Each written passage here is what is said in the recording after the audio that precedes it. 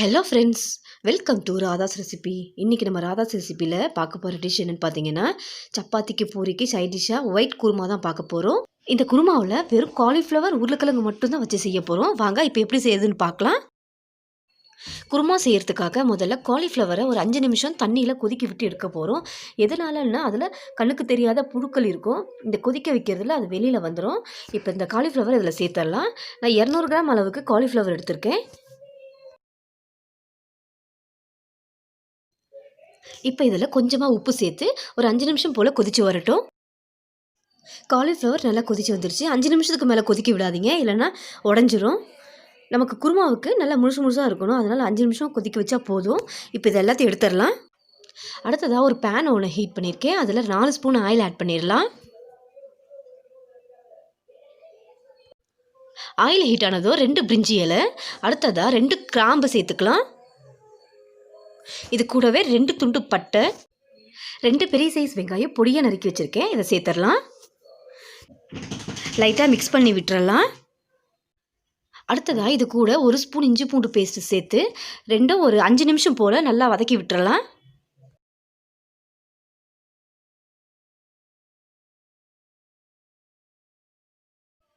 வெங்காயம் இஞ்சி பூண்டு பேஸ்ட் நல்லா வதங்கிருச்சு. அடுத்ததாக இதில் 200 கிராம் அளவு உருளைக்கிழங்கு நல்லா தோல் சீவி இந்த சைஸில் கட் பண்ணி எடுத்து வச்சுருக்கேன். உங்களுக்கு எந்த சைஸ் வேணுமோ அந்த சைஸ் கட் பண்ணிக்கோங்க.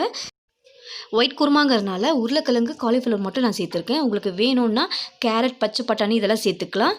இப்போ இதில் கொஞ்சமாக உப்பு சேர்த்து நல்லா ஒரு 2 நிமிஷம் போல் இது நல்லா குக்காகி வரட்டும். அதுக்குள்ளே இதுக்கு தேவையான மசாலா என்னென்னன்றதை பார்த்துடலாம். 1/4 முடி தேங்காய், 3 பச்சை மிளகாய், ஒரு 6-7 போல் முந்திரி, ஒரு 1/2 ஸ்பூன் சோம்பு, 1/2 ஸ்பூன் சீரகம். இது தண்ணி சேர்த்து ஃபைன் பேஸ்ட்டாக அரைச்சி எடுத்துக்கலாம். 2 நிமிஷம் ஆயிடுச்சு. இப்போ உருளைக்கிழங்கு நல்லா குக் ஆயிடுச்சு பாருங்கள். அடுத்ததாக இதில் நம்ம வேக வச்சு எடுத்துருக்கிற காலிஃப்ளவர் ஆட் பண்ணிடலாம். இது கூடவே நம்ம அரைச்சி வச்சுருக்கிற மசாலாவையும் இதில் சேர்த்துடலாம்.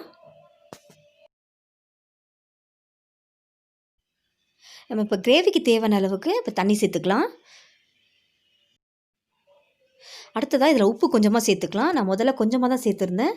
இப்போ இது தேவையான அளவுக்கு உப்பு சேர்த்துக்கோங்க. இது கூடவே ஒரு 1/2 ஸ்பூன் கரம் மசாலா சேர்த்துக்கலாம். கொஞ்சமாக கருவேப்பிலை சேர்த்துக்கலாம். இதை ஒரு 10 நிமிஷம் போல் மூடி வச்சு கொதிக்க விட்டுருவோம். 10 நிமிஷம் ஆயிடுச்சு. ஓப்பன் பண்ணிடலாம். நல்லா கொதிச்சு வந்திருக்கு. உருளைக்கிழங்கும் காலிஃப்ளவரும் கரெக்டான பதத்துக்கு வெந்து வந்திருக்கு. இப்போ இதை ஒரு பவுலுக்கு சேஞ்ச் பண்ணிடலாம். ஃப்ரெண்ட்ஸ், வெள்ளை குருமா இதை நீங்களும் ட்ரை பண்ணி பாருங்கள். ட்ரை பண்ணி பார்த்துட்டு எனக்கு கமெண்ட் சொல்லுங்கள். என்னோடய வீடியோ பிடிச்சிருந்துச்சுன்னா லைக் பண்ணுங்கள், ஷேர் பண்ணுங்கள். என்னோடய சேனலை சப்ஸ்கிரைப் பண்ணுங்கள். தேங்க்ஸ் ஃபார் வாட்சிங்.